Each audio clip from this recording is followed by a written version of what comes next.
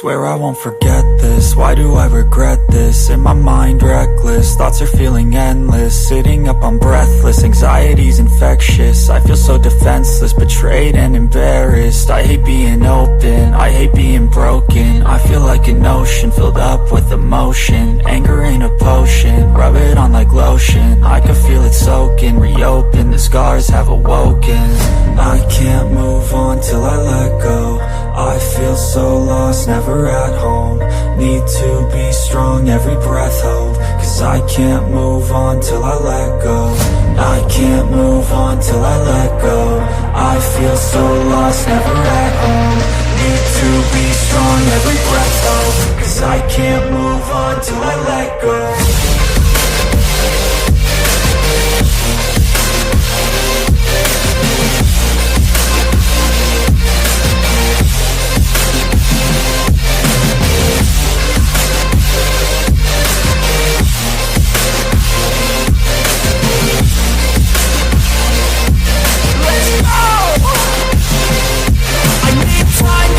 The pain makes it real, I don't wanna feel, I just wanna kill the bad thoughts and steal a good thought and feel. I'm just lost, I feel, I'm just lost to feel. I need time to heal, I can't steer the wheel. Cause this drive it kills, and it gives me chills. A nice road it feels, I slip off the peel and crash all the steel. Will I ever heal?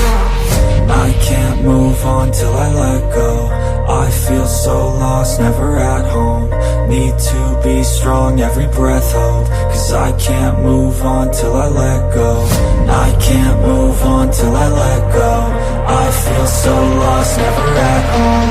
Need to be strong, every breath hold. Cause I can't move on till I let go.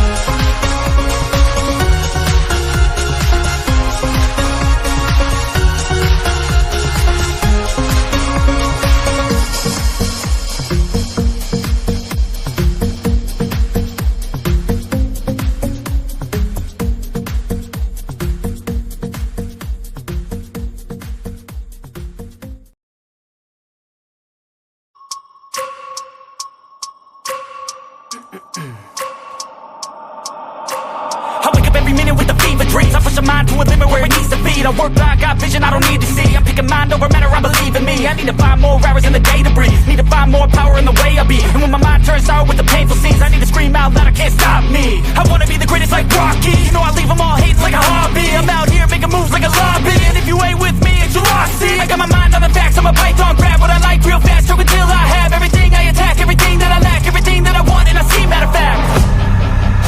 Cause I'm my own worst enemy. Only if I let it be. I can control anything if I can just think carefully. I control my destiny. Deep up in my mind I manifest it. Every morning I wake up obsessed and everything I do the best. And deep within my mind you know I'll always manifest.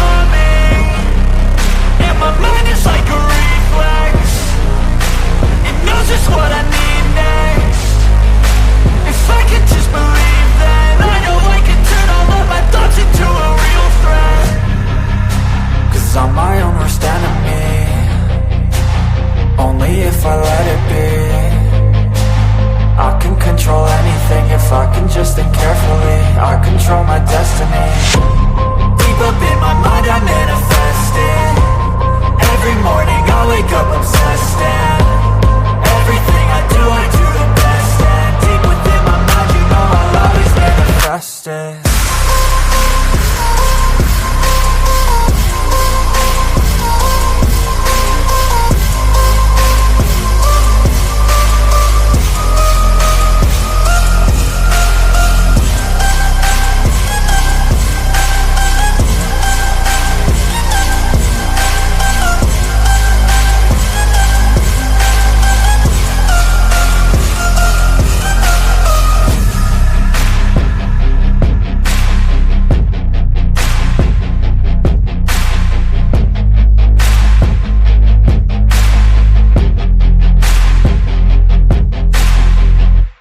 Hello and welcome to my Mind Over Your Matter. My name is Rick, and let's get this show started.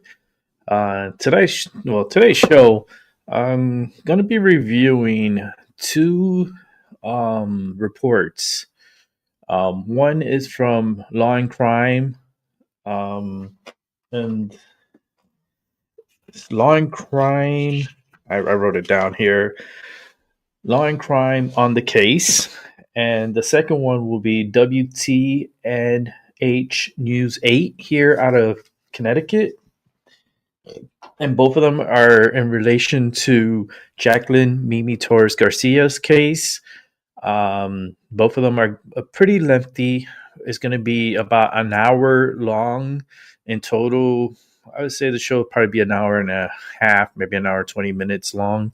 It's not going to be a long show. It's just going to be these two episodes that I want to watch with you guys together. One is going to be about 32 minutes, and the other one's about 28 minutes. So in total, it's going to be an hour. So let's go ahead and jump right to it, and let's review and watch. Contemplating on going out to the site where they recovered and found Mimi's body outside in a storage container. Thinking about going to that property today, and if I do go to that property, I'm first going to go buy some candles to put out in that area and where she was found, and show you guys probably live. I'll probably put it on here and put it on YouTube for you guys can see. And it'll probably be a short show from when I do go there, and you can see what the property looks like and how the memorial looks like outside. I've been contemplating on doing it for a while. My health has been holding me back in doing a lot of things that I want to do. But I think today might be the day that I want to go out there and go ahead and place my candles there and show my respects and pay my respects to Mimi. So without further ado, let's go ahead and jump right into this. Here we go. Hey everyone, I'm News 8 investigative reporter Jeff Dadarian, and today we are going to talk about a case that has captivated the state of Connecticut and has really gone beyond Connecticut, making national headlines. It's the unfortunate story of little 11-year-old Jacqueline Torres Garcia. Her remains were found in New Britain in the beginning of October. There's been a lot of moving pieces with this case, and a lot of people have commented on social media and just said how awful the case is. And we've now got some new information as it relates to new videos, body cam videos that have been released. And joining me today is News 8's Catherine Hauser, who has been involved with this case and covering it and just knows a lot of the details that surround it, because we here at News 8 have been covering it for so long. And I think there's just such curiosity as to how did this happen? Who were the people involved? You hear of a mother, of a sister, the aunt of Jacqueline Torres Garcia, and also the former boyfriend of the mother too. But you think about impact, right? Parents watching this, wanting to know more. And our job as journalists is that we sort of give the highlights when you see it on broadcast. But this is an opportunity where people who are tuning in can get a deeper dive into the police body camera footage. So exactly what what led up to the arrest of these suspects who are facing serious charges in relation to this case. What New Britain police were doing. You've seen the stories. You've all been following this. So this is your opportunity to really pay attention and listen and observe as to what took place leading up to those arrests. Right. And for people that are joining or watching us, just to give you a little bit of a recap of the story, it was back on October 8th. The remains of little Jacqueline were found outside of a house in New Britain, an abandoned house. Her remains were found in a plastic tote. The medical examiner ruled last week that basically starvation and abuse is how she died. And there's 3 people that are charged, just to kind of go through it really quick. It's the mom, Carla Garcia, who is the mother of Jacqueline. Also the aunt, as Catherine just said, Jacqueline Garcia. And then there's the boyfriend, Jonathan Nanita, who had fled and was on the run. Police were able to track him down. And so these 3 people are now charged in connection with the death of Jacqueline. They're charged with a variety of crimes, right? Murder, cruelty, disposal of a body. Each person has different charges, which we'll kind of get into as we go forward. But as Catherine, sorry, go ahead. Mention too, no, I think what's so intriguing about this case is the charge that both the mother Carla is facing and her former boyfriend Jonathan is murder with special circumstances. Right. And in our case, when that charge happens, it refers to intentional murder committed, and that comes, if found guilty, with the harshest penalty possible. Right. And that's life in prison without the possibility of crime. Yeah. And so just so people know too, the police say that little Jacqueline was starved for weeks at a time. She was held in a corner in one of the apartments that they lived in, tied up with zip ties, not allowed to go to the bathroom. They had pee pads under her. And if all of these allegations are true, which again, these are just allegations, nobody's been found guilty yet, but the details are just horrific. And we should warn you, some of the details here are graphic. And before we kind of, start to show you some of these videos, which we're going to try and give you, as Catherine was saying, a real behind the scenes look, sort of take you along with us and with investigators, which a lot of this video, you'll see some of it has been edited just for time purposes, but a lot of it is raw video, which Catherine said on Channel 8 on News 8, we just don't have the time to show all of this. But in this setting, in the digital extra here at WTNH.com, we are able to do that. So Juliana, our producer, we're going to show you the first video. This is from October 12th, when Carla Garcia and her sister Jacqueline, they're taken into custody, but police are looking for Jonathan Nanita. Again, he's the boyfriend of Carla, who is the mother of Jacqueline. A little bit hard to kind of keep track of. You need a scorecard maybe with all the names, but this is the first video now we're going to show you. We go inside their apartment as police and detectives look to take the 2 women into custody, and they're still searching for Jonathan, the boyfriend. They had not found him yet. Juliana, let's go ahead and roll that. They came and got the dogs. All right, so he's not here at all? We can check, right? Is Jacqueline here? Your sister's here? Where is she? Okay. Jonathan, are you in here? Is he in? Jonathan, come out. He's not in here?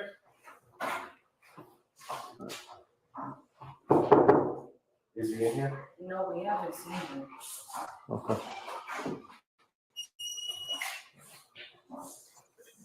How you doing, Jacqueline? I'm good. How are you? Oh, wait. Same picture. It's me.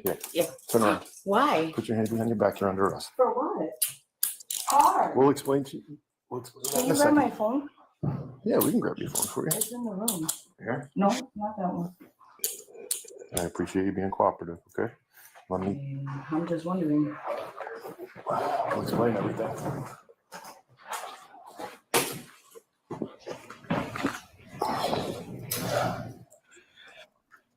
Good? Yeah.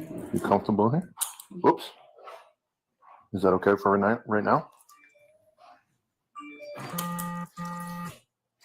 You got anything on you?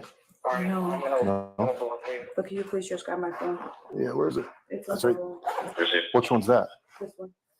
So here, Catherine, we can just, we'll talk over this a little bit. So detectives now are sort of making their way through the apartment, and they've now told the aunt that she's under arrest. So just listen in here really quick. Yeah, that one. Carla's here too, the mother.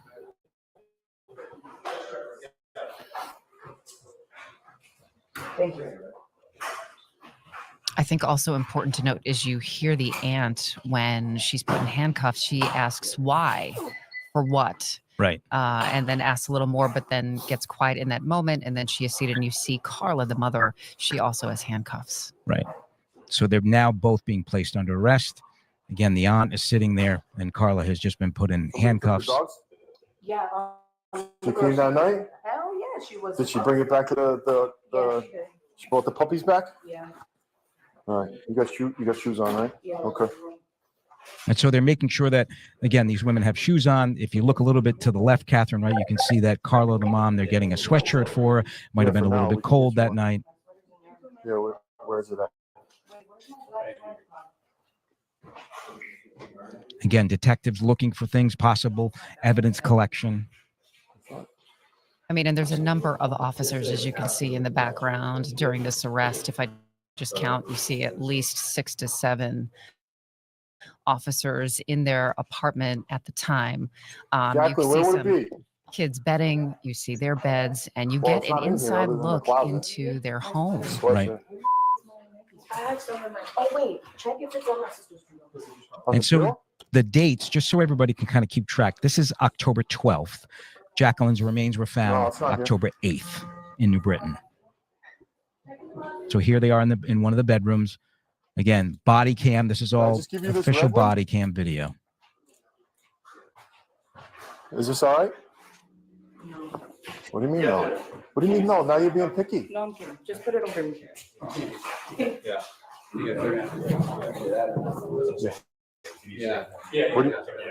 you want to like put it over your head? Put it over my head. No, nobody to see. I don't want anybody to see me. That's what she just said.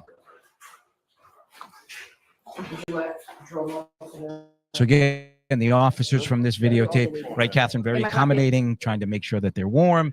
And, you know, again, they're filming all of this. This is all actual body cam. If you look to the right, you can see the time code going on. This is as it's happening. Again, we're taking you inside the arrest of the two women.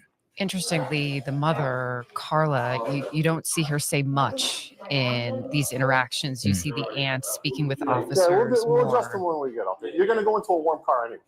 So, yeah, we got heat in the car. And they're talking through the logistics of getting them to the car at this point. Right. So what's happening here is they're getting ready to, as Catherine's saying, bring them downstairs, put them in separate cruisers, bring them to the police station for processing, fingerprinting, etc. I'm going to hold your arm walking down. They still haven't said exactly why they're being arrested, what the charges are. Yeah, because I don't want you to go. You got nothing. Careful, yeah. Yeah, they are being let out. Just go slow when we get to this. Go slow. Can I go to my neighbor's door real quick? And this is what happens when somebody's taken into custody. This is obviously details are different in every case, but this is what happens. There's a large police presence here, detectives and also uniformed officers, and they appear to be cooperating. So there's no issue with restraints or use of force or anything like that. It's not necessary, but these officers are ready if that were to happen. Believe me, And they it are is ready. interesting too, these two women, these sisters, as they're being brought to these police cruisers, this is a much different interaction, and you're going to find out this later than what police had when they arrested the boyfriend, Jonathan Anita. Right. Very good point. Much different sort of scenario. But you don't hear, I mean, you heard Jacqueline say why, what for, but you do not hear that out of The mom. Carla's mouth. Right. And we also have some video that we'll show a little bit later of Carla, the mom, Carla Garcia, when she's at the police station, and she had not been placed under arrest. It was earlier in October. It was actually the day when they had found the remains of Jacqueline. And you'll be interested to hear what she has to say once we get to that. So there you go. That's that video there, Catherine. They're looking for Anita, the boyfriend. They haven't found him yet.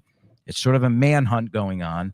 They go to this apartment. Carla's there, the mother, Garcia. Jacqueline, the aunt. They're taken into custody. They're not really told exactly what the charges are or what the circumstances are. They cooperate from everything we've seen. But again, that's just raw video that we've obtained from the body cam of this case. And next we will show you the arrest of Jonathan Nanita when he is confronted by police and what happens. We'll tell you about that in just a minute. This is a digital extra on WTNH.com. Catherine Hauser's with me. I'm Jeff Dadarian. We'll be right back. Hey there, guys. We're back with our digital extra. We're covering the case of Jacqueline Torres Garcia, the 11-year-old girl whose remains were found in a plastic bin. Catherine Hauser's joining me. There's a lot of interest in this case. Yeah, I was just going to mention that there has been so much public interest. And when that happens, I think it's our job as journalists to give you all of the information that we're getting in real time, too. And you can also observe and see exactly how these arrests are happening. You can also speak to what are the suspects doing? What are they saying? What is their body language?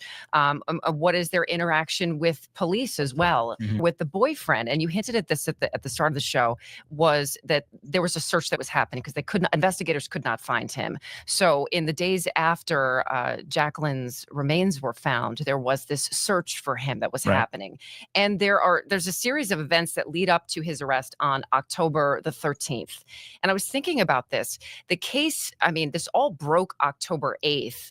And here we are, almost mid-November. And so much has happened in a little bit of time. All three of these suspects are going to be in court later this week. Again, this is video that's in essence unedited. We've edited some clips just to be fully transparent because of timing. But this is video that's just running for minutes and minutes at a time. But let me stop talking and let's go to October 13th. This is when police were able to arrest Jonathan and Nanita in connection with the murder of little Mimi Garcia. Juliana, let's go ahead and show people this video.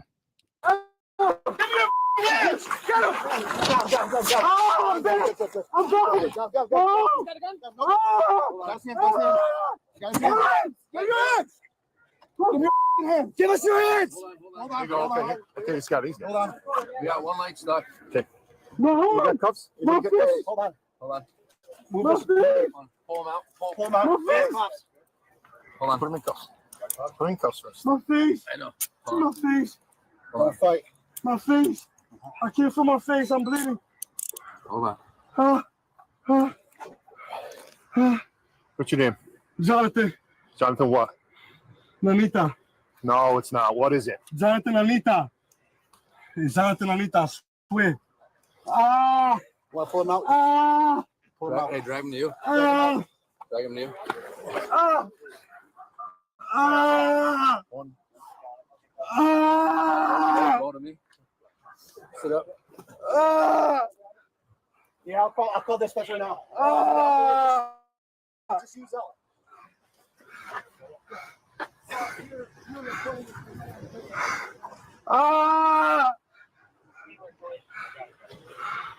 So just for a little context here, Nanita resisted arrest when they tried to apprehend him. So he was apparently on the ground and may have gotten some scratches or some bruising or something on his face. Later, they call for medical attention to make sure that he's okay. But clearly here you can see this is how the arrest was made. And we listen in here. He says he was going to turn himself in. Dude, y'all beat me up. Didn't beat you up. Yes, y'all did, bro. Listen, bro, you'll get checked out. Don't you worry about it. Come on, bro. Y'all didn't have to do that, though. I was going to turn myself in. Y'all didn't have to do that. Turn yourself in. You guys didn't have to do any of that. You turned yourself in a while ago. I was gonna say I was. You guys didn't have to do any of that, man. I didn't even do that to that girl, bro. I didn't. I'm over here trying to clear my knee. You'll have your time to talk, buddy. That was a big interaction and moment between police and Jonathan Nanita, and his arrest followed earlier in the day. There was an incident at Big Sky Gym in New Britain. Police apprehended some of his friends, according to the warrant, in a stolen Hyundai Palisade. And according to that warrant, they had to be breaking. And there was news of a connection to Nanita and that he was spotted in Waterbury and they had a vehicle description. So this is what you're watching, is that interaction taking place in Waterbury. Right. Yeah, it's your time. Today's your time. Yeah. I think it's 9:21. Now you can turn yourself in. So there you hear the officer say, now it's today. Today's the day you can turn yourself in. You need to telling cops a minute ago that he was going to turn himself in. He apparently did not do that, but now said he was going to turn himself in. cool. Oh, took off on us earlier. I didn't smash on that. I left. If you were going to turn yourself in, why didn't you stop in New Britain? Stop right when you guys came? In New Britain, in Big Sky. Almost hit 5 minutes. When you guys came? Yeah, when we came. When you drove off in New Britain. I drove off. I didn't hit. Why didn't you stop and turn yourself in then? People driving out of the way. And You're already right in New Britain.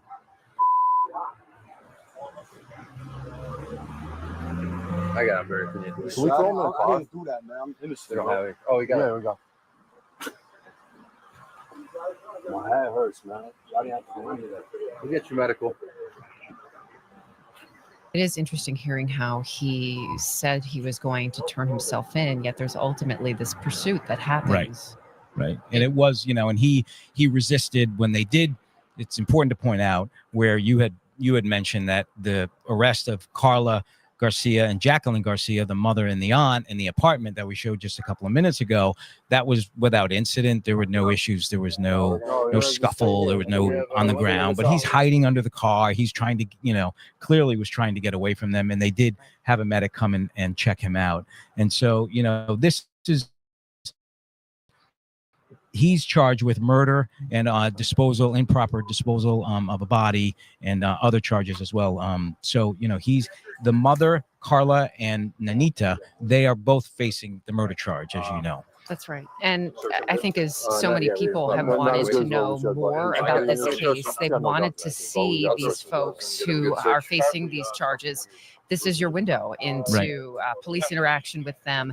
And as reporters, we get the opportunity where we can get this information, these records. We have to sift through them. You yourself have been through so many different pages of documents. Right. And when you're putting them, on TV and reporting them, we can't really show all of them. We can show portions of it. So Correct. This is a unique opportunity for folks to get a real window, like you said. Yeah, I mean, this is how an arrest happens. This is actual body cam footage. If you look there, you can see the time code and the date and the timestamp. This is the actual video from the detectives and from the officers. And there's close to 24 of them that we've reviewed. I reviewed and watched every one of them.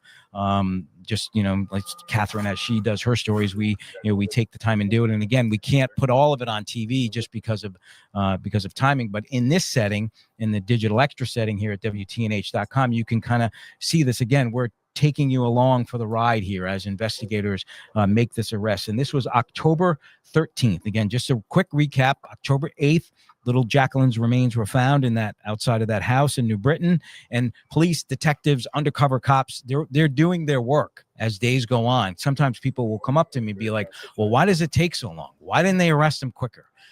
And, listen, I'm not here to speak for the police, but they basically, are putting things together, right? Following leads, chasing things down. And these things, take time. It's not like watching SVU where in 60 minutes it gets all solved, right?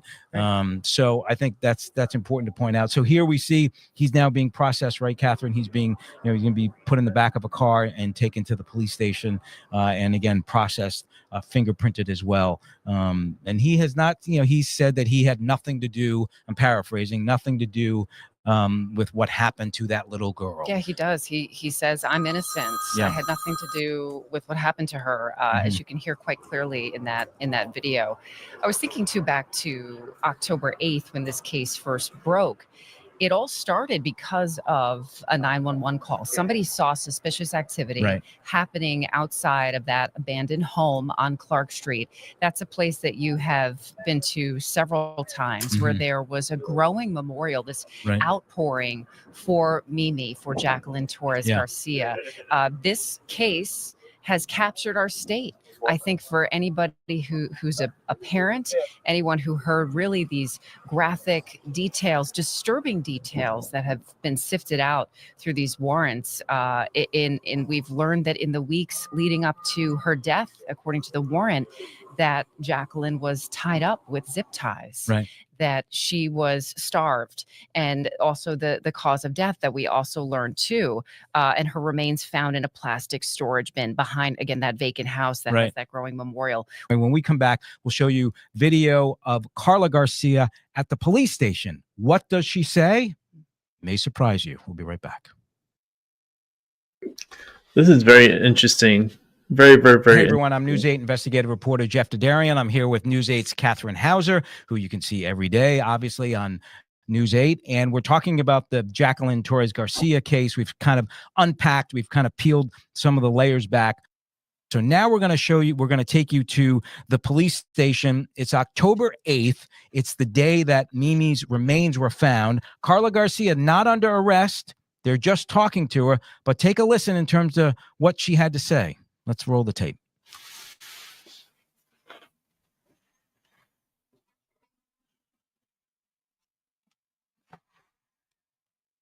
Carla Rosalie Garcia. Garcia. I just wanted to talk to you quickly because I'm Barcelo. They call me JB. You've been here for a minute, I know. I've been here for a minute. You're good. I wasn't out there, so I hear that it was kind of like a hostile situation, and maybe you wanted to get out of there to a safe place. Does that sound right? All right. As of right now, you are not under arrest. We're in that dangerous situation and bring you somewhere safe. I'm not safe. Well, I'm saying right now you are.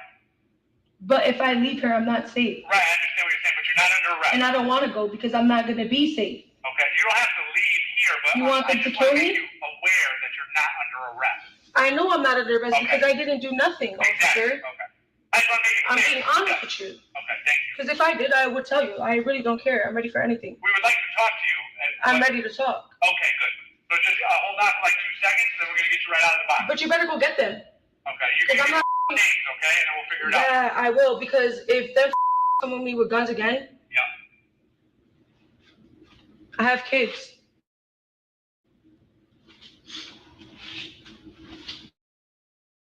Yeah, we'd like you to bring Listen, you where I drop my kids off, Uh-huh. happens to my kids, I'm gonna really have a anxiety attack. Where's your kids now? To what house? Dwight Street. 157 Dwight. Yes, That's where they all are? that's the Addy.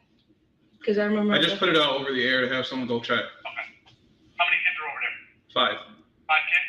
I have 5 kids. 5 kids. All ages? How's the oldest? Who's the oldest? 12. 12. The oldest. Because Nina is 11, I think. Who's 12? Jackie. So it's Jackie, Nina, and then who? Juliet. Major. Annie. Annie. How old's Annie? She turned 9 months today. Oh, 9 months. So between 9 months and 12 years old are your 5 kids? God bless you. I only have 2 and it's a lot. You got a lot going on. We're going to talk to you, all right? I'm depressed. Sorry to hear everything. You got a lot going on. Sorry. I don't want to think after my kids for I didn't do. Of course. Is there anyone you want to I literally died. She doesn't have her phone on her right now. Could you find my phone? Yeah, we'll look for it. Well, because we want to get you somebody down here for support. I need to talk to. I need my sister, What's her name? Jacqueline. Jacqueline what? I'm her sponsor. What's They everything up. Your sister lives on Kelsey Street? No, she lives with me. And Oh, okay. no, they everything up. On Fairview? What's gonna happen to my sister? She's on parole. On Dwight? No, she's not Tremont with me. When I Was your sister there? Yes. And they were trying to attack her. You seen it. Yeah. I got our whole shift out there, okay? Yeah, the whole shift's out there. They literally. So there you have when Carla Garcia, the mom of Jacqueline, was at the police station October 8th. She's referencing a group of people. She says she's afraid, etc., paraphrasing. And that's when word had started to get out that Jacqueline, little Mimi, was missing. And so they were questioning the mother. They were talking to the aunt. She claims that she was afraid and police had to get her out of there. Again, she's not under arrest when you watch this video, but it is interesting. You and I both picked up on it. We're both parents. Yes. That she said what? She brought up Jacqueline in that moment. She says, I have 5 kids. And the police officer who's sitting there behind the desk says, you know, what are their ages and who's your oldest? And she says her 12-year-old, and she takes a second and says, Jackie, meaning Jacqueline. I also thought was interesting, and this is more toward the beginning of that video. She says, do you want them to kill me? She asks that of the officer, that she obviously has some safety concerns. Correct. As you mentioned. And he said, are you ready to talk? And she said, yes, I'm ready for anything. Right. Just a very interesting interaction on the 8th.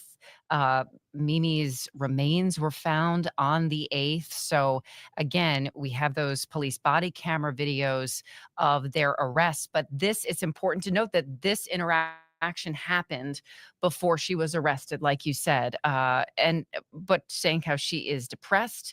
You also get a window into her relationship with her sister. Right. I want my sister. Right. That Who's the she's sister at now? Who's charged? Correct. Right. Yeah. Correct. So a lot of just fascinating information that came out of what we did today. And again, this is a deeper dive on the Jacqueline Torres Garcia case. Unfortunately, the time has come for us to end here. But if you want to go back and look at some of the videos, we'll have this online for you at WTNH.com. And then this Friday, all three of the suspects are due back in court, and I will be in the courtroom, and Catherine will be anchoring, our coverage that day with Dennis and Ann and Darren and the whole crew here. So we'll have full updates and full coverage. We'll see what happens this Friday in court. Obviously, a case that is going to go on for a while. So yeah, we've been watching your reporting. You've been doing a great job Thanks. with Yeah, it, everybody. and we will continue to do so. I think this will give people greater perspective on this case. Okay. Now, that was one of the news agencies out here. They were doing this putting together what they're doing their own little investigation up here. It's WTNH News 8. I don't really watch them as far as like the news is concerned. I watch Channel 3 from up here in Connecticut. But I mean, we're gonna be following up on this case because this is very it hits pretty close to me, and it's not really that far from me that I could possibly go and put some candles out there for her. It's very touching, man. It's a very sad story, and I feel bad for the little girl because the little girl really suffered, and it's not good at all. The train of truth is here, blowing its horn.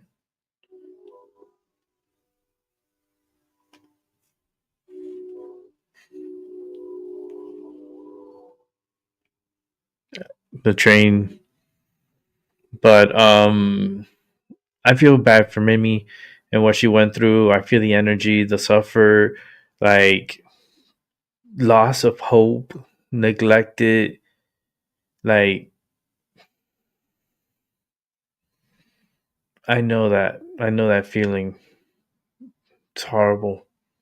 It just breaks my heart, because it's like, why, why?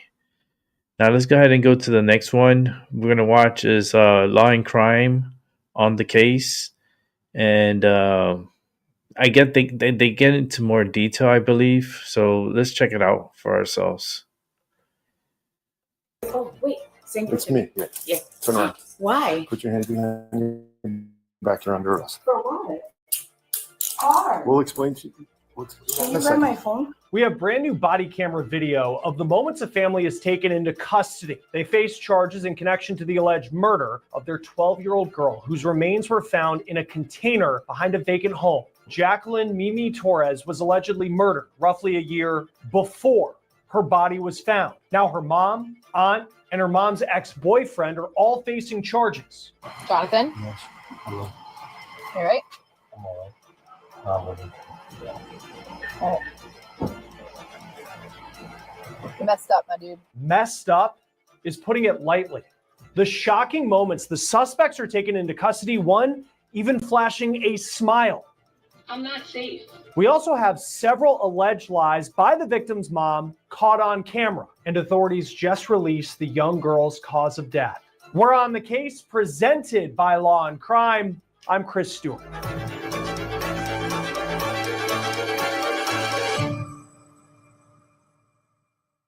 Oh man, this story is just so hard to stomach every time we cover it. The young girl, who's the victim in this case, she was allegedly murdered and then kept out of sight. No one recognized that she was dead or missing for roughly a year as her mom, her aunt, and her mom's boyfriend allegedly hid her body before dumping it behind a vacant home. They came and got the dogs. All right, so he's not here at all. We can check, right? Is Jacqueline here? Your sister's here? Where is she? Okay. Now, before I show you all the new body camera video that Law and Crime just acquired from police in Connecticut, let me remind you what these suspects are accused of. This is Jacqueline Torres. She is the victim in this story. Her family, her friends called her Mimi. She was just 12 years old. On October 8th, police say they found her body in a container behind a vacant home in New Britain, Connecticut. Now, what law enforcement have learned since her body was found, it's sickening. Jacqueline likely died in the fall of 2024 while her family was still residing in Farmington. Evidence indicates that Jacqueline was the victim of prolonged physical abuse and malnourishment prior to her death. That was a news conference per WTNH TV in Connecticut when law enforcement dropped a bombshell that they believe that young girl, Mimi Torres, was dead for roughly a year, but her mom, her aunt, and her mom's boyfriend allegedly hid her body until they decided to put it behind that vacant home weeks ago. Now, according to arrest warrants that we obtained here at Law and Crime, police say that Jacqueline Torres was starved, zip-tied as punishment, and left to die inside her family's home in Farmington, Connecticut in the fall of last year, allegedly, again, at the hands of her mom, her mom's boyfriend, and her aunt. Her body was allegedly hidden for months in the basement of their home. Now, this is that vacant home where her body was found in New Britain. The smell was so bad that investigators say the adults in the home, they actually started staying at hotels. They allegedly moved Jacqueline's body to a storage bin lined with trash bags, sheets, and even white powder to try and mask the odor. In putting this story together, I put Carla Garcia's name into truthfinder.com, and it told us a lot about her past. When we typed in her name, we saw people she was associated with. One of the associated names that came up was Jonathan Nanita, who is one of the people accused in this terrible case. We also saw her criminal history, and it turns out back in 2018, she was convicted of third-degree assault. She spent a year in prison and then was sentenced to 2 years probation. At Law and Crime, we partner with Truthfinder. We use it just like you're seeing here to do research on the people who are involved in our stories. It can be a great resource for you as well. Even if you don't work in true crime, it can give you some peace of mind. And this was before law enforcement had named the suspects. Now, where the f is my niece? Now, this is video that went viral on social media as people were waiting for information on this case. This was video reportedly of Jacqueline's mom, Carla Garcia, who's facing charges in this case, being taken into custody by police shortly after Mimi's remains were found. You can tell just the anger in the streets. Now, this video was reportedly taken by a member of Mimi Torres's family, and then it was posted on Facebook. Now, we just received video from police in New Britain, and it shows what happened at the police station after Garcia was brought in that night. This was October 8th, and this wasn't where she was arrested, but police tell her that they're protecting her from the public. And when you watch that video that had gone viral, you certainly see why. I want you to listen to what she says to police and where she claims her daughter Jacqueline is. What's your name again? Garcia. Miss Garcia. I just wanted to talk to you quickly because I'm Barcelo. They call me JB. You've been here for a minute, I know. I've been here for a minute. I wasn't out. You're good. I wasn't out there. So I hear that it was kind of like a hostile situation and maybe you wanted to get out of there to a safer place. Does that sound right? All right. As of right now, you are not under arrest. We brought you here to get you out of that dangerous situation and bring you somewhere safe. I'm not safe. Well, I'm saying right now you are. But if I leave her, I'm not safe. Right. I understand what you're saying, but you're not under arrest. I want to go because I'm not going to be safe. Okay. You don't have to leave here, but I just want to make you aware that you're not under arrest. I know I'm not under arrest. Okay. I didn't do nothing. Exactly. Okay. I just want to make it clear. Yes. Okay. Thank you. If I did, I would tell you. I really don't care. I'm ready for anything. We would like to talk to you, but. To talk. Okay, good. So just hold on for like 2 seconds, then we're going to get you right out of the box. You better go get them. Okay. You're going to give us all the names, okay? And then we'll figure it out. I will, because if them niggas come with me with guns again. Yeah. Okay. I have kids. Okay. Yeah, we'd like you to bring you upstairs. Drop my kids off. Uh-huh. That's where they went. Okay. If something happens to my kids, I'm gonna really have a anxiety attack. Where's your kids now? To what house? White Street. 157 White. Yes. Okay. That's where they all are? I just put it out over the air to have someone go check. Okay. How many kids are over there? 5. 5 kids? I have 5 kids. 5 kids. All ages? How's the oldest? Who's the oldest? 12. 12 is the oldest? Okay. Jacqueline. Now, there you hear Carla Garcia claiming to police, right to their faces, that her 12-year-old daughter, Jacqueline, is at a home on Dwight Street in New Britain. And that is allegedly a massive lie. Now, the tone in her voice stands out as if she's the victim in this case, as if she cares about her kids. But remember, police believe that Jacqueline, her daughter, had been dead for roughly a year, and Garcia allegedly was in on hiding her body. Now, here are the mugshots of the people who are facing charges in this case. Carla Garcia, who you just heard from, she is Jacqueline's mom. Then you have Jacqueline Garcia, that's Carla's sister, and Jacqueline Torres' aunt, and then a man named Jonathan Nanita. That is Garcia's now ex-boyfriend. Now, you heard Garcia allegedly trying to mislead police the day after her daughter's body was found. Now, according to her arrest warrant, quote, Garcia originally told New Britain detectives that her daughter was fine in visiting a friend. Now, here's more of what she told officers before she was brought to detectives for an interview. Oh, God bless you. I only have 2 and it's a lot. You got a lot going on. We're going to talk to you, all right? Pressed. I'm sorry to hear everything. You got a lot going on. Sorry. I don't want nothing happen to my kids for I did too.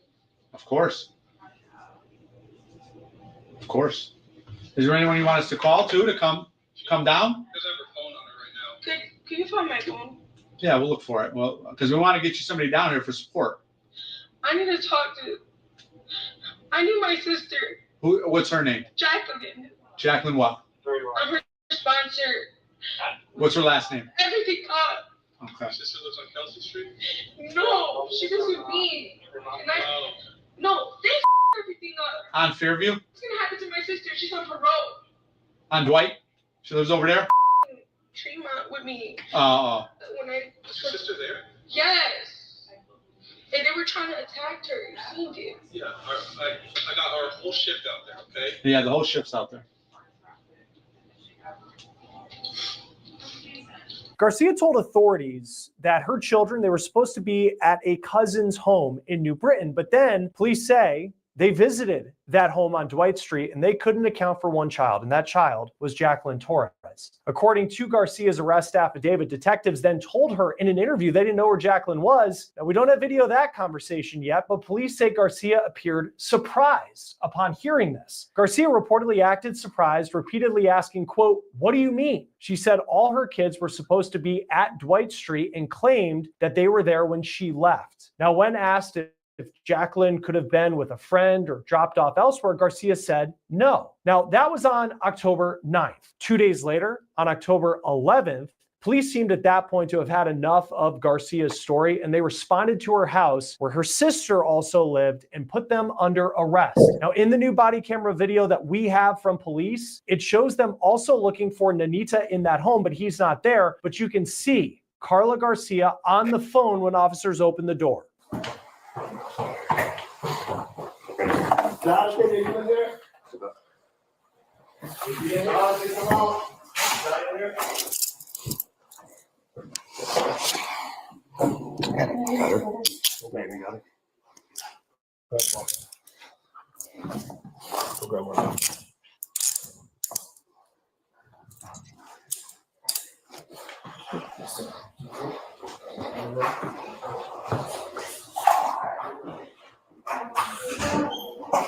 Police then search their home, and here's the body cam video of the first officer in the door who goes to arrest Mimi Torres' aunt, who is also named Jacqueline.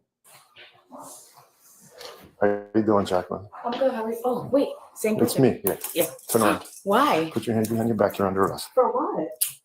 Hard. We'll explain to you. We'll explain Can in you a grab second. my phone? Yeah, we can grab your phone for you. It's in the room. Here. No, not that one. I appreciate you being cooperative, okay? Let me, I'm just wondering. I'll explain everything.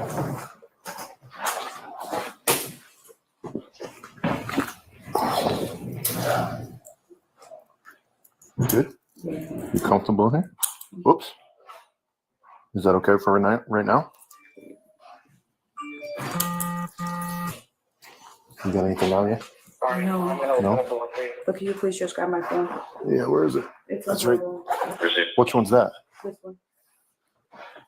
Well, that's your phone? No, it's in my. Oh, whose phone is that? That's my friend's. Okay. Hey, just have a seat. Good? Yeah, that one.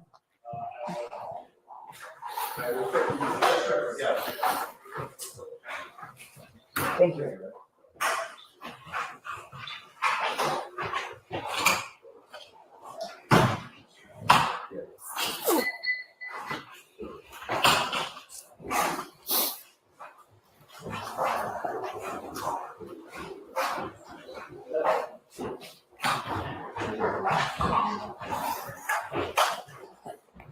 Somebody took the dogs? Yeah. She came that night? Hell yeah, she was. Did she bring it back to Yeah, she did. she brought the puppies back? Yeah. All right. You got shoes on, right? Yeah. Okay. Wait, it's gonna be cold, right? A little bit. Yeah. Can you get my sweater? Yeah, for now we can get you one. My sweater's in there. Yeah, where is it at? Wait, where's my black sweater from? No, it's not that one. It's a Nike one. Yesterday was after Gretchen that she gave me. So it's the same stuff.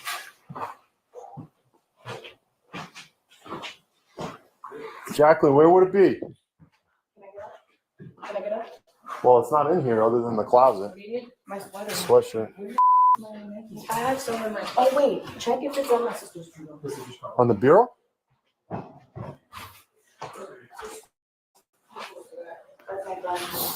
No, it's not here.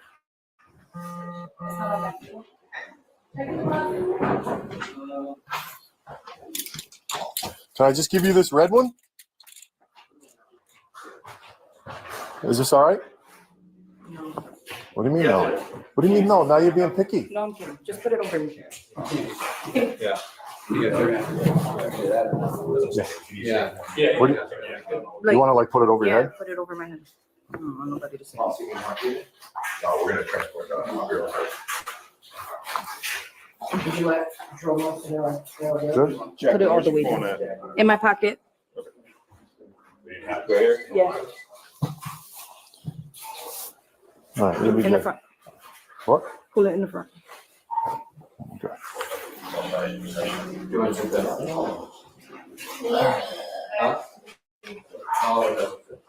My arm ready? Yeah, we'll adjust them when we get up there. You're gonna go into a warm car anyway. So yeah, we got heat in the car. I can't even. It's my. Yeah. You got keys to like the back door? No, where you locked it? Yeah, but where are the keys for? My friend. Yeah, he left. He was getting us some food. Okay. I'm gonna hold your arm walking down so you don't fall, okay? Huh? What'd you say? No, that's fine. Yeah, because I don't want you to go. You got nothing. Careful, yeah. Yeah, just go slow when we get to the stairs. Soon enough, next week. Can I have my neighbor's door, please? Just go slow.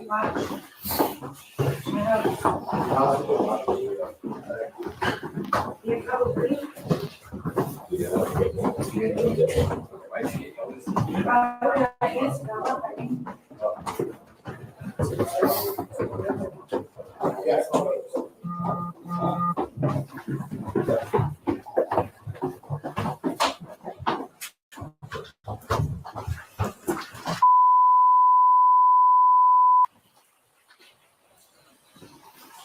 So we're in front.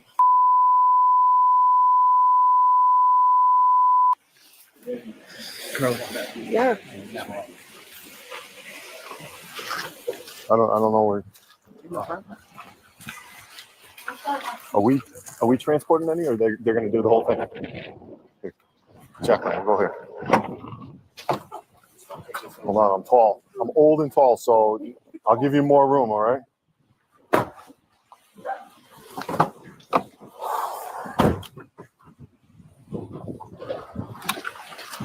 Now you can just see the Garcia sisters, though shocked that they're being arrested, they're also very calm. They seem to believe that they're in control. They're even casual, smiling at the officers when they arrived at their house. Now, the third suspect in this case to be arrested is Carla Garcia's ex-boyfriend. His name is Jonathan Nanita. Now, you heard police asking if he was home the night they arrived at Carla and her sister's house where they were taken into custody. This is video of Nanita in court after his arrest, and we also have video of him being taken into custody in what seems to be a very physical altercation with police on the streets. This was after the Garcia sisters were brought in. Check this out. Oh, I'm back!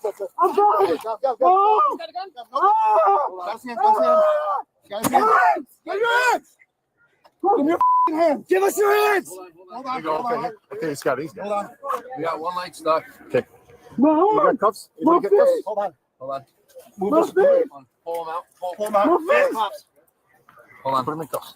Put them in cuffs first. My face! I know. My face! Hold on. My face! I can't feel my face. I'm bleeding. Hold on.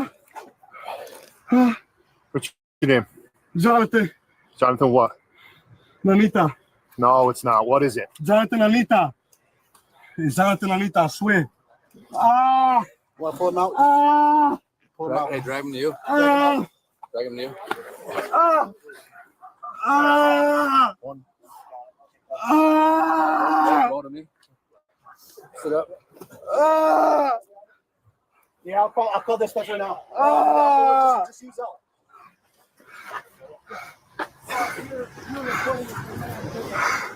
Ah!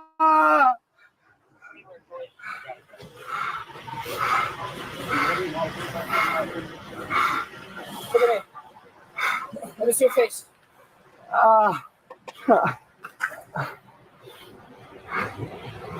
We'll call medics. Why'd you guys kick me and beat me up? Give us your hands. I put you in handcuffs, dude. Dude, y'all beat me up. I didn't beat you up. Yes, y'all did, bro. Listen, bro, you'll get checked out. Don't you worry about it. Come on, bro. Y'all didn't have to do that, though. I was going to turn myself in. Y'all didn't have to do that. Turn yourself in. You guys didn't have to do any of that. Wait for that. Should have turned yourself in a while ago. I was gonna say I was. You guys didn't have to do any of that, man. I didn't even do that to that girl, bro. I didn't. I'm over here trying to clear my name. Yep. You'll have your time to talk, buddy.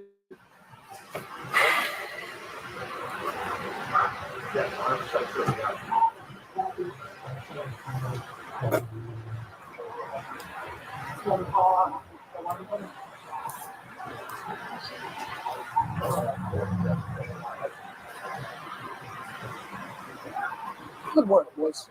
Good work. I was gonna turn myself in. Yeah. Obviously, it looked like it. Jonathan. Tomorrow was. It's always tomorrow. You had your time, pal. Well, You had your time. today's your time. Yeah. I think it's 9:21. Now you can turn yourself in. Fix my shoe. You guys didn't have to do that, though, man. Yo, you snatched into two of our cars. Cool. No, you took our phones earlier. I didn't smash on that. I left. If you're going to turn yourself in, why didn't you stop in New Britain? Stop right Yeah, when you guys came. In New Britain, in Big Sky. You almost hit 5 people. When you guys came, Yeah, when we came. When you You're drove right off there. in You're New right. Britain. I drove off. I didn't hit. Why him. didn't you Yes, stop you and did. turn yourself in then? Calling on you, people driving out of the way and You're already right in New Britain.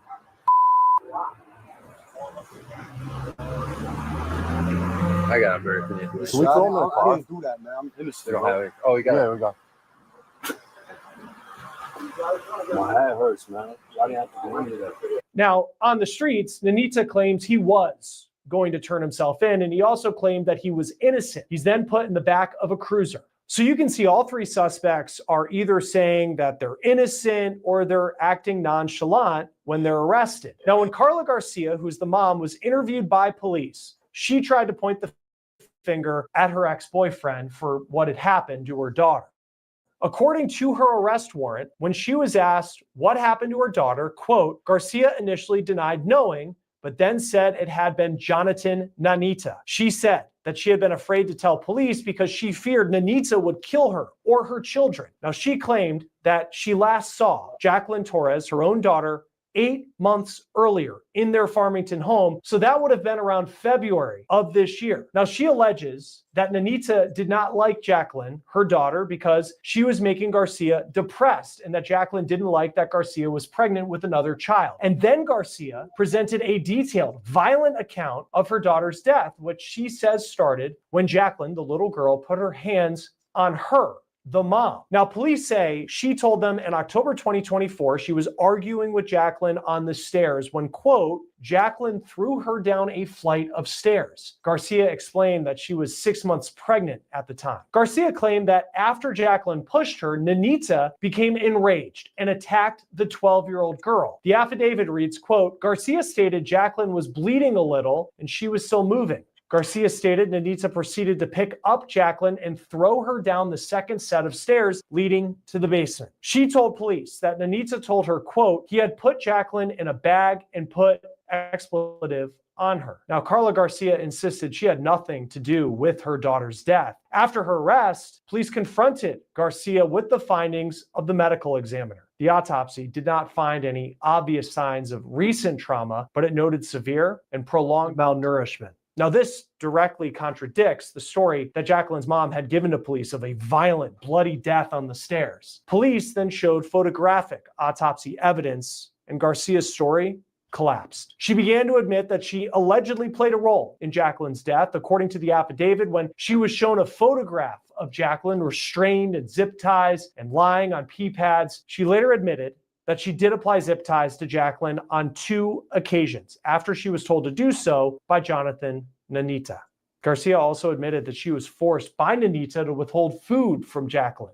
But then her story goes beyond just being allegedly coerced by Nanita. Quote, Garcia later admitted that she and Nanita would mistreat Jacqueline together because Jacqueline was bad. She didn't listen. She didn't respect them. Garcia went on to say that Jacqueline was doing things that she wasn't supposed to do, including striking other kids, going into people's cars, and having 5 boyfriends. Again, we're talking about a 12-year-old here. And here's a mom who's being confronted with autopsy evidence, and she's blaming her daughter. Garcia then provided a new account, or should we say another account, I believe this is roughly her third at this point, about what happened of Jacqueline's death. One that was consistent with starvation, telling police, quote, they stopped giving Jacqueline food for about 2 weeks prior to her death. She stated that Jacqueline died sometime in her bed, but she wasn't exactly sure when. She said that Nanita moved the body to the basement and the smell became unbearable. So they then stayed at hotels with friends. She admitted that when they moved from Farmington to New Britain, which is a town over, Nanita transported Jacqueline's body. This is all according to police. Now, this is police body camera video from December 29th, 2024, when Farmington, Connecticut police responded to a disturbance at the home of Nanita and Carla Garcia.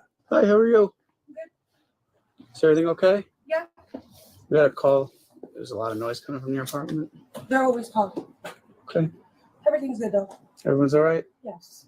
Is anyone else home with you? Just the babies and my boyfriend. Okay. Is your boyfriend here? Yeah. Can I speak with him? Yeah. Babe! Babe!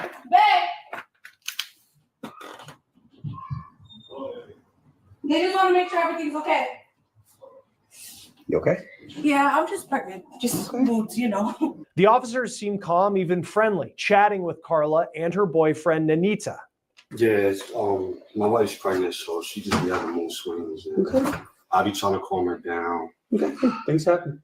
I'm at the end, so okay. It's difficult. All right. Well, I haven't met you guys real quick. I'm just going to write your names down, say I spoke with you, and get out of here, okay? Okay. Now, this interaction with police happened allegedly weeks after Jacqueline Torres was killed. Her body was allegedly still inside the house as officers were talking. Now, as Carla Garcia gave her statements to police, which certainly changed multiple times, it appears that she is trying to pin things on her ex-boyfriend, Jonathan Nanita. And as she's doing that, He was giving his own version of events to police. Now, police say Nanita, who you saw being taken into custody very physically by police in New Britain, Nanita says that he admitted to moving the tote that was found behind the vacant house, but he framed it as he was just doing a simple favor for Garcia. He told police, quote, Garcia contacted him and asked him to dispose of the tote that was outside her apartment building near the garbage. He drove to Garcia's apartment on Tremont Street in New Britain with his current girlfriend, then placed the tote in his truck, and per the instructions of Garcia, he drove to a nearby cemetery to hide the tote. Now, Nanita stated that Garcia helped him load the bin into the truck. She denied that. Police then asked Nanita what was in the bin, and this is what he reportedly said. Quote, he first stated that he did not know who was in the bin. The officer asked Nanita again, who is in the bin? And he shrugged and said, I haven't seen Jacqueline. An officer then asked if he knew it was Jacqueline, and he nodded yes. Now, while Carla Garcia described a violent, bloody attack on Jacqueline, Nanita claimed that he was merely a witness to the aftermath of an unknown event and that Garcia and her sister were present and responsible. He allegedly told detectives that he walked into the Farmington home and, quote, saw blood all over the walls along the staircase. Nanita stated that Garcia and 4 of the kids were upstairs in a room, but Jacqueline Torres Garcia was missing. Nanita stated that he panicked and left the apartment without knowing what happened.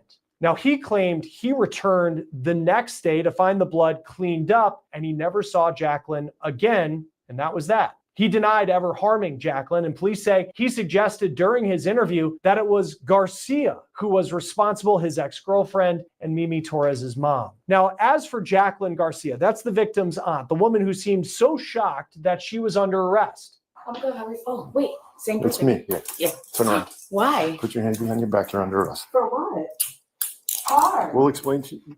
We'll explain that Can in you a grab second. my phone? The arrest warrant for Jacqueline Garcia reveals that she was not merely a witness to the abuse of her niece, but according to police, she was an active participant who actually documented the horrific conditions and, by her own admission, watched the neglect happen. Her first interview on the evening of October 8th was conducted while police say she was severely intoxicated and that she painted a picture of a normal, happy family. But by the next day, during her second interview, she was sober, and police say she admitted that she had not seen her niece in a long time. Quote, Jacqueline stated that she had just found out everything yesterday, but admitted to not having seen Jacqueline in months. The interview took a turn when another detective entered the room and informed Jacqueline that her sister Carla had stated that she was present for the abuse and took the photograph of Mimi restrained in zip ties. Confronted with this evidence, Jacqueline's defense crumbled. She began to confirm the horrific details of Mimi's life. Now, according to the affidavit, Jacqueline Garcia confirmed that her niece, Jacqueline,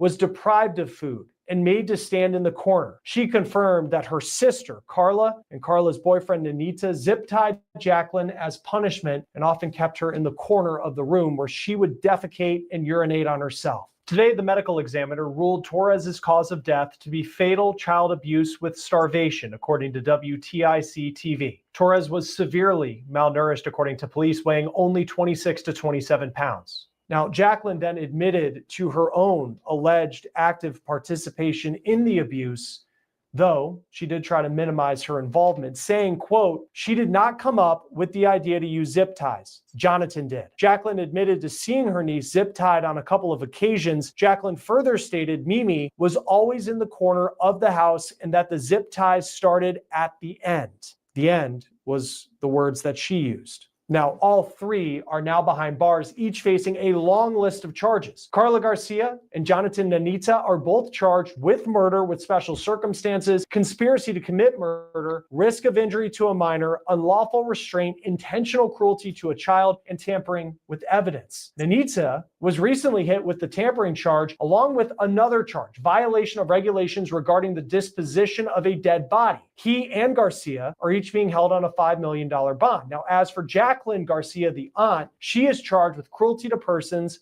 unlawful restraint, reckless endangerment, and multiple counts of risk of injury to a child. She is being held on $1 million bond. Now, this story isn't only about the alleged murder of a little girl. It is about how her death was able to be covered up for so long. Now, this family was known to DCF. WFSB TV reports that when Mimi was born, her mom was actually in a detention center, and they also say that they have investigated concerns related to Torres' sister as recently as January of this year. Carla Garcia had told the authorities that Jacqueline was being homeschooled and that she was actually out of state. And this is one of the more shocking developments in this case, because DCF says when they wanted to conduct a video call to make sure Jacqueline was okay, DCF claims that Carla Garcia used a different child to pretend to be Jacqueline on that call. And this was after Jacqueline died. DCF says that Jacqueline went to 3 medical appointments since 2020, and they did not receive any reports of abuse or neglect.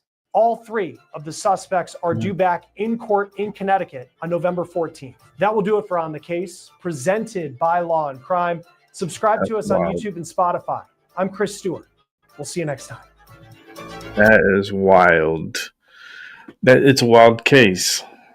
You know, this little girl suffered, like, as they were talking through, you know, because I asked to project, and I feel the energy. If you've known me for a very long time, I deal with this type of energy. And I've been very hesitant in going over to where they found her body. It's just because I know if I put my energy there, I'm going to absorb a lot. And I think today's probably going to be the day that I go over there and put some candles out there for Mimi.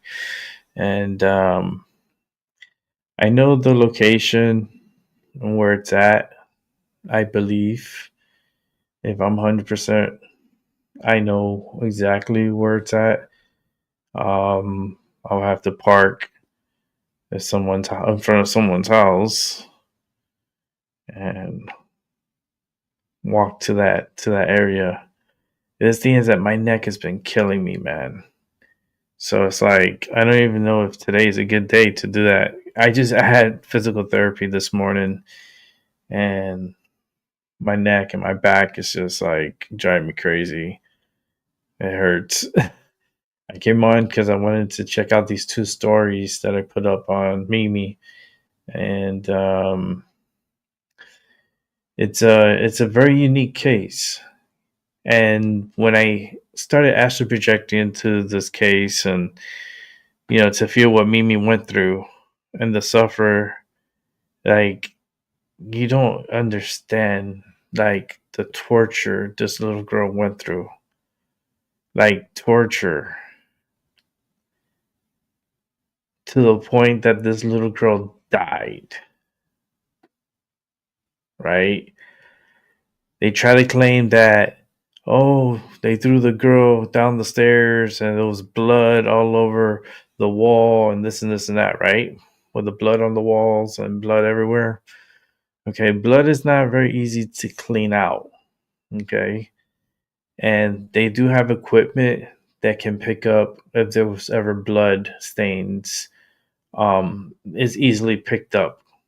And you could paint over it. You could try to do whatever you want, but that blood will still pop out. For some reason, the technology is so advanced, it's so like wild. And that's why they called bullshit on that story real quick, because they had the equipment to call that bullshit. So the story now is she was neglected, severely neglected. She was bonded, and she was only able to use the restroom on these pads that they use for dogs, where it's like they call them wee pads. Wee pads. And they're for dogs to, when they're learning, like, to pee in one area and so forth, and then you gradually move that pee pad to the outside area, and then they get used to, like, peeing outside. And or when they're young, or you have like small dogs, because these wee pads are really good for like really like little dogs, not big fucking Great Danes or anything like that. but they're good for the dogs, the little ones, to use the restroom and so forth. But if you don't have time for a dog, don't have a dog. Even when you do have the time, dogs are very needy and always need to be out and active. And if you're an active person, a dog is great for you. But if you're not and you're fucked up, dogs are not the greatest for you. That's for sure. But going back to the Mimi, right? I feel like she was bonded, right? She has zip ties, bonded her hands behind her back, and she, when she passed away and so forth, I know they were like, what the fuck to do? You know, what the fuck to do? What should we do? Like, and I know Jonathan was the one that picked up Mimi's body and placed it into the bin.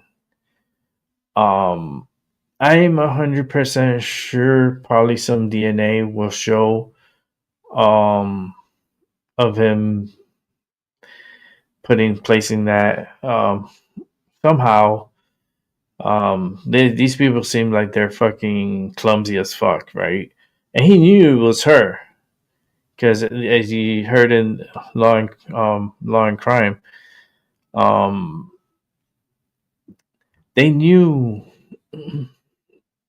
when he went up to where Mimi was at in the container. They asked him, you know, who's in here, right? And then he was like, I haven't seen, Jacqueline in a long time, whatever, right? He's like, what body's in there? He's like, he had to admit it. He's like, yeah, Jacqueline body's in there, the little girl. So like he knew. So like he's not innocent. As he wants to claim innocence and stuff like that. Listen, this guy is already seeing life, behind bars. Okay, this is Connecticut. Connecticut is very weak when it comes to like the strongest.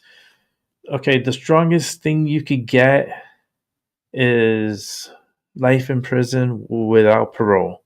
That's it. Connecticut does not have the death sentence. So even if he did kill her and put her and placed her in there and moved it around, and the mother knew, the aunt knew and everything, but they just kept quiet. It was just, that's why the mother and the aunt is guilty in this too. Because you would automatically say, hey, yo, where's like probably the very same evening, like, head count, check on all the kids. You were like, damn, where's Mimi? Where's Jacqueline? Nope. Because they were neglecting that little girl for months and months and months and months until she passed away. That's why they took her out of public schools, and the mom decided to like homeschool her because the mother was like, I'm fucked. I got to take this girl out. I got to say that, just come up with a story that you're going to take care of her at home and so forth, whatever. And that's what she did. And she went to the schools and said, yeah, I want to homeschool my daughter and so forth and so forth. Mimi was not there with her when she went to do that. She was on her own. And she took Mimi out of school to supposedly to take care of her and to educate her at home. How, like, real quick, I think schools should evaluate parents before letting their child be educated by their parent. Because if the parent looks like a dumb shit, why are you going to let a dumb shit educate a little girl? Right? I mean, if this lady was to walk up to me and she looked like the way she looks, okay? And she says, I want to homeschool my kid. Can I take her out of school? And what day, I would have been first like, no, but where's your child at? Can you bring her here? You know, that right there could have like helped. Like if she didn't produce the child, then the school could have been like, red flag. So there's a lot of like failure within the system that could have caught this, because this could have been caught a long time ago. Because why would you want to just take your child out of school and you want to take over her education? What made that decision happen? Like, what was the problem with the teacher that like Mimi? It just, that's where the red flags would have went up, and DCF should have been more on alert on that, and the school should have alerted DCF right away when that request was made, just to make sure the child is okay. That's the red flags. That's why the system failed. The system failed Mimi.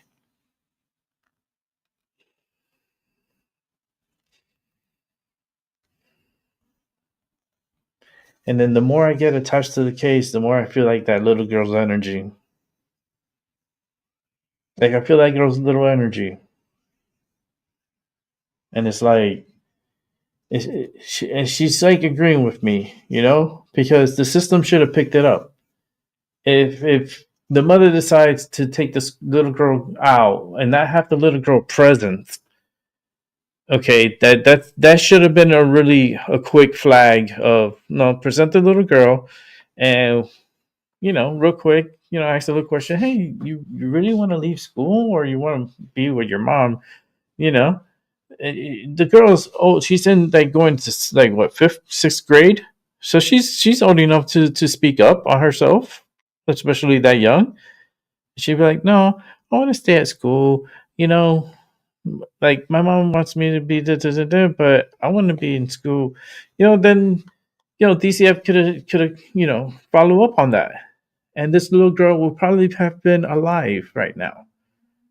But the red flags were not catched and was not caught by DCF or even the school. And a whole year, one full year passed.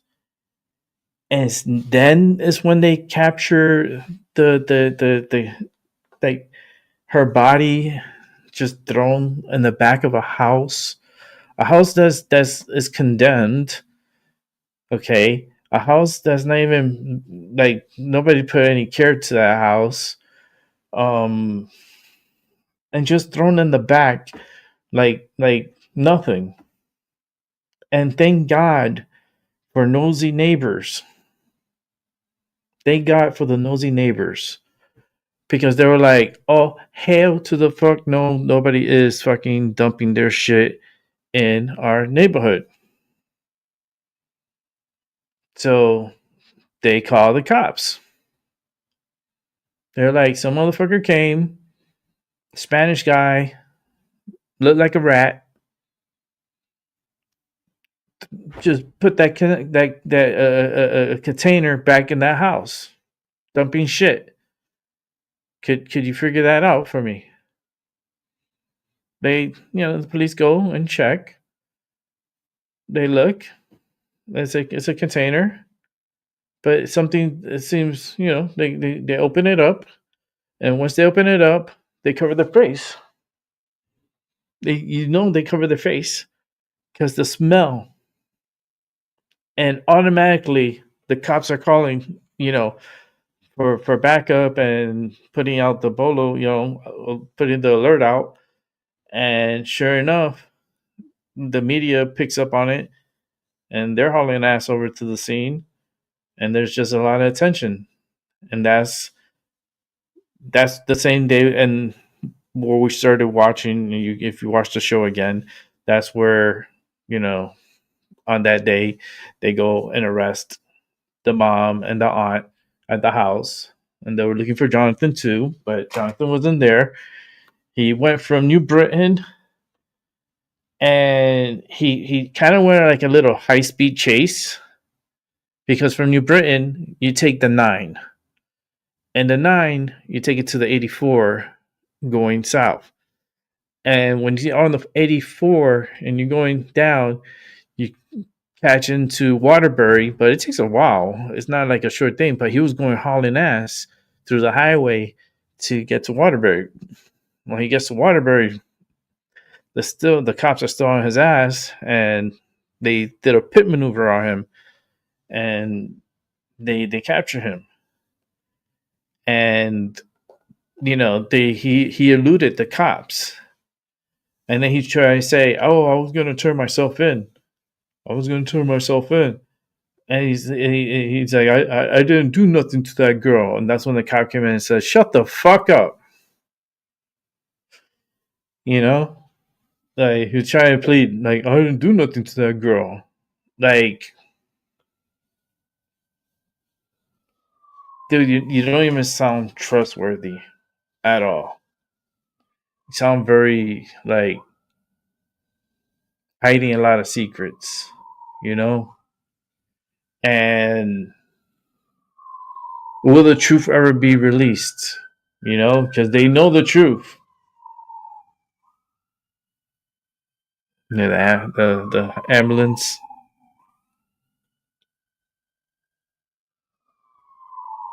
It's like when I talk, you get certain sounds, right? We know the truth, and the sirens go off. Yeah, man, but it's like this girl should not have been in this situation, right? And the reason why I say this is because if you know the case, I've been following up on this case. I've been following it from the beginning, and it hits pretty close to me. And in the very, very, very beginning, like when they were looking for this, well, not looking for the body, but like before, like you gotta think a whole year, this little girl was dead, right? So they celebrated a Christmas without this little girl. They celebrated, actually, before let's wind it back more. They celebrated Halloween without this little girl. They celebrated Thanksgiving without this little girl. They freaking celebrated Christmas without this little girl. They celebrated New Year's without this little girl. And they celebrated Three Kings without this little girl.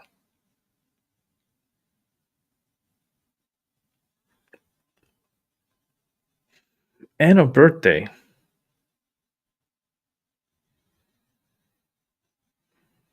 A whole year. You don't think the mother's not guilty? She's as guilty as shit. Even if she didn't even commit the murder or the crime, she's guilty by default of knowing that your daughter is not alive for a whole year, and not like knowing that you don't see your daughter on a daily basis. Like, that's your child. Are you kidding me? A whole year without even acknowledging about your daughter? That girl was dead before the mom went to the school to change, like, to take over for schooling. That little girl was dead before then. Before she did that. They did that like at like a scare, like they were scared, so like she, like, because if they would have kept that little girl in the school system, they would have drawn red flags because of the attendance, because the little girl's not showing up for school. So automatically the school's gonna throw red flags. Yeah, this kid has not been here for this long. What's going on? And they would have followed up with DCS.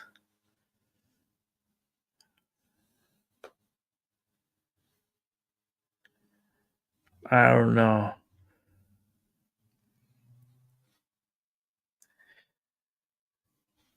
DCF here is not like, and Connecticut is not the greatest. I mean, the system, it needs a really revamping. Like, they cannot handle the amount of children, neglected children, and just in Hartford alone, is crazy.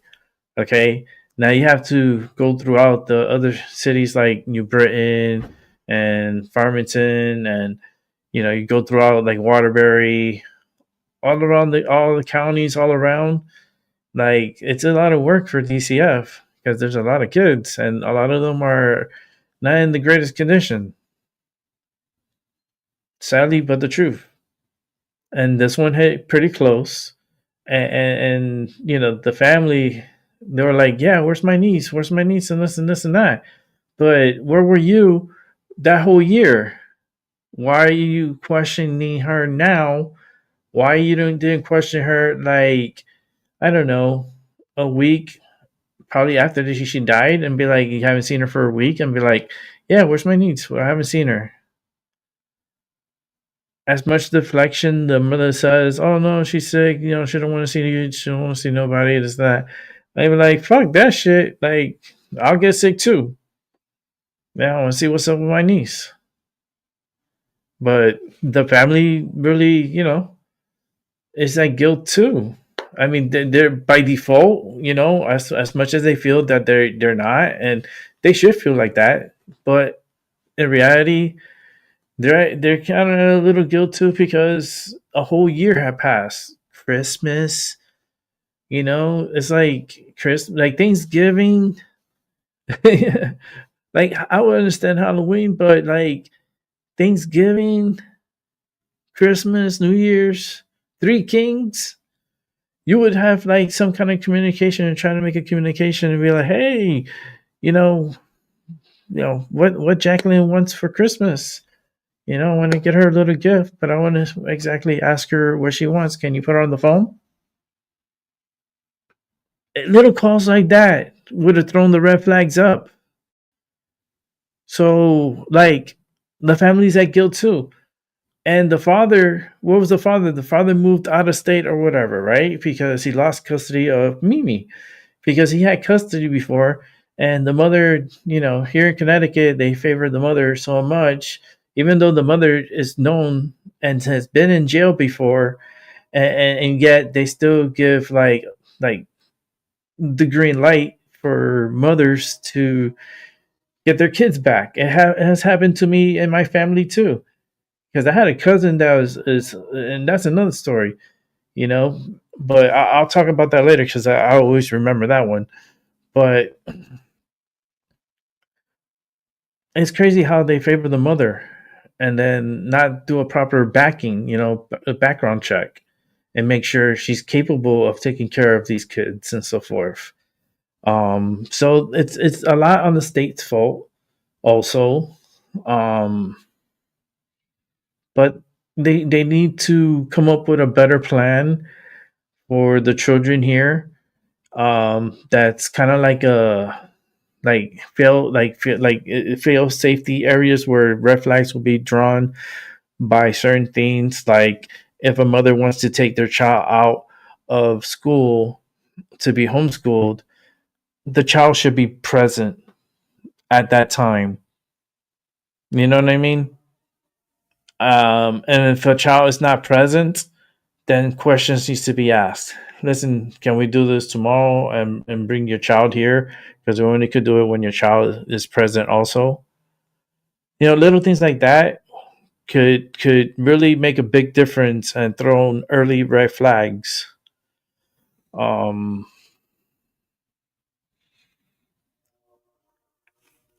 The train of truth is here. That's wild. I don't control the train. It was only one horn. Wow. Okay. And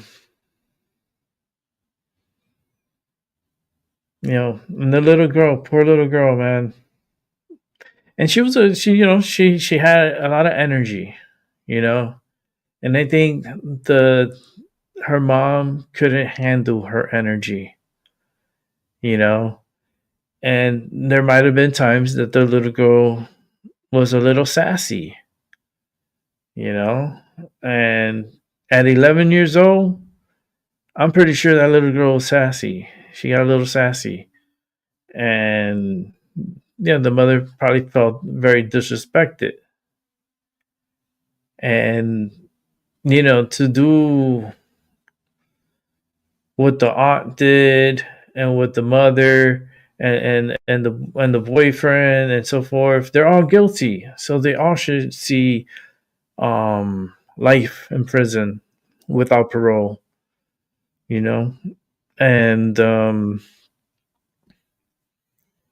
but it's still not gonna be enough, because they're always gonna be alive until they die in jail. But we got to take care of them while they're in jail. We have to feed them. We have to clothe them every time. We got to let them shower and let them go to the yard and, do like, it's just like, why we don't have a death penalty here in Connecticut? Like, we need to have a death penalty in Connecticut. Because if not, what's the point? Life in prison without parole? So we gotta the taxpayers gotta pay for them to be in jail for the rest of their life. That's what you're telling me? That's what you're telling me for 3 people. So the ones who lose is the taxpayers. We lose again. Are you tired of losing? Like, they should be seeing the death penalty. If you don't believe in certain like death by injection, there's other forms of death. If you don't believe in an execution, I mean, there's different types. Hanging by gunfire. I mean, there's different forms of taking these people out. I mean, the hanging one is probably the best one because they suffer and they'll regret everything that they did and they'll die.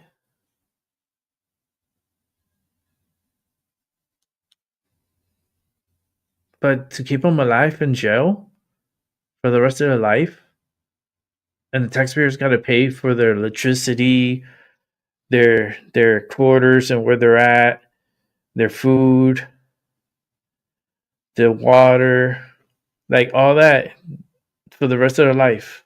And they watch TV too. They get to watch TV and they get to play in the yard and they get to play cards and maybe make some friends in jail.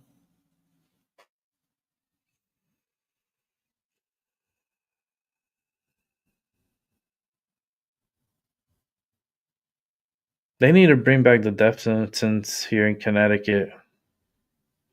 They need to bring it back.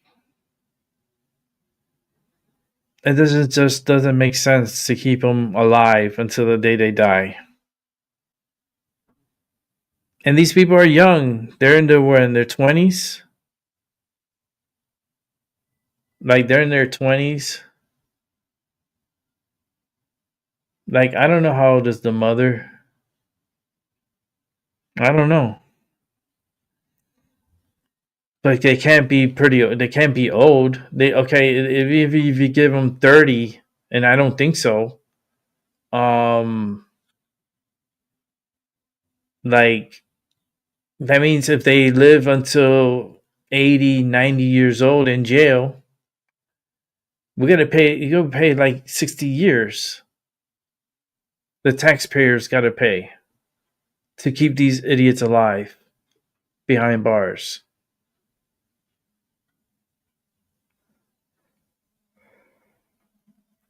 That's why there's so much crime here in Connecticut, because they know they're not going to get the death penalty if they do something serious. If they do something serious, what's the worst thing that can happen? Oh, like life in jail without parole. So I get to live my whole life behind bars.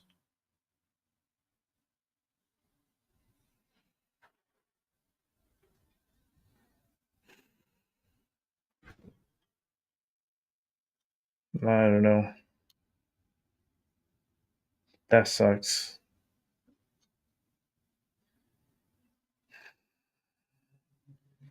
Man, my body hurts so much.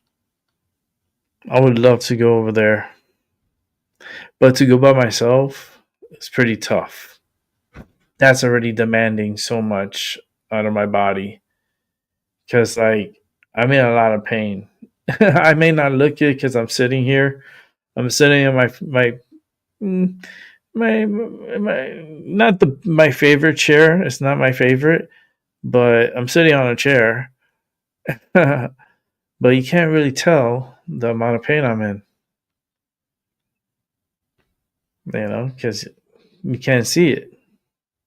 It's invisible. It's inside of me. It's attacking me like the lightning you see behind me. And then I start thinking, damn, Mimi went through so much pain. If that's the pain that I'm feeling inside of me, that little girl had it even worse. And I'm here bitching and complaining. That little girl had it worse. Like, what, because they say starvation killed that girl, right?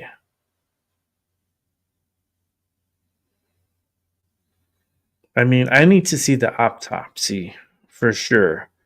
Because like I can't jump to conclusion. The little girl, even if she starved and so forth, that automatically puts the mother and the aunt at guilt. You know, um, and the father too. The father. Okay, he lost the case, he lost custody, whatever, so forth. But you still get to visit your daughter, and the fact a whole year passed, and this man didn't even get in contact with his daughter. Like, what? What a strange motherfucking case. What a strange case. Oh my god. The grandparents too. Like, and the grandparents had custody of Mimi, and they fought in court to retain custody, and they had lost custody of Mimi to the mother. Like, where were the grandparents? Especially like if this little girl, let's say she died in what?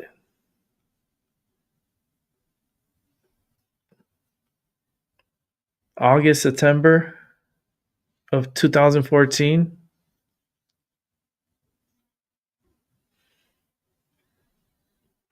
And then to discover her, like, been in there for that long, like, and then she was being tortured before then. That's my thing, because her torture started like how they go into summer break, and kids go into summer break from school. I think that's when the torture began. And I think the little girl cocked an attitude or something, or was told no about something, and the little girl kind of got like upset, and then like as like revenge, they did what they did for like as punishment, like to teach that girl a lesson. And I just feel like something happened tragically, and this little girl passed away.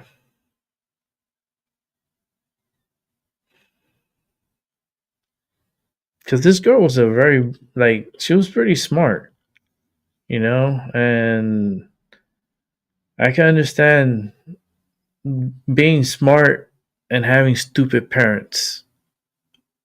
You know what I mean? And sometimes the parents get offended when you're smarter than them.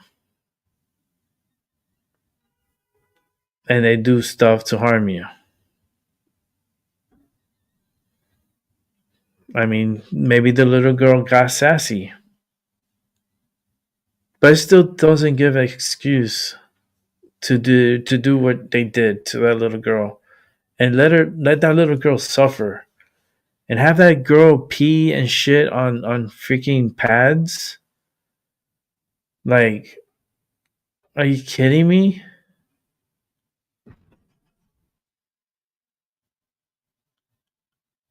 Mm-mm.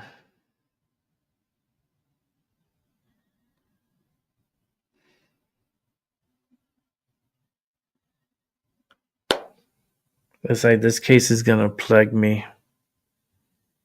It's gonna get into my head. It's already got into my head. Oh man.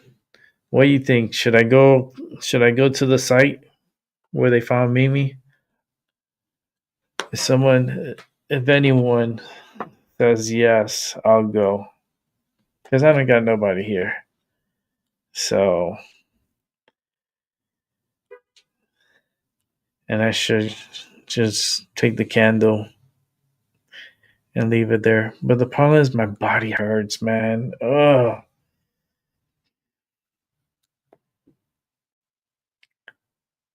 I'll go. I'll see if I could go with a friend to go with me. And see if she'll go with me because my body's really aching. And I'd rather go with one of my golden girls.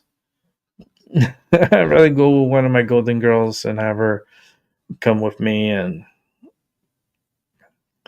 leave a candle for Mimi. Man, what a case, man. Well, I'm gonna wrap up the show. I want to say thank you for those who came by and watched. I appreciate it. This episode was pretty much dedicated to Jacqueline Mimi Torres Garcia, aka Mimi.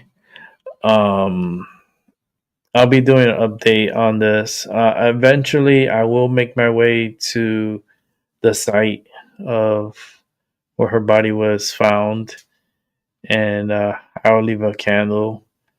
But I have to feel good in order to do that because right now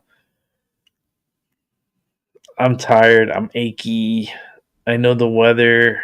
I don't know if it's rain or something coming this way, but I'm feeling very, very achy. And I had an appointment today. I had physical therapy today, and my body's just really achy. And she worked me in, and she did a good job and so forth. But man, I just feel really out of it. No, the weather should be good. Weather should be good. I think it's the fall, the temperature from where it's at. It's fluctuating, and it goes like lows in the 20s, and then it'll shoot up to like 40, upper 40s, and then go back down and up and down.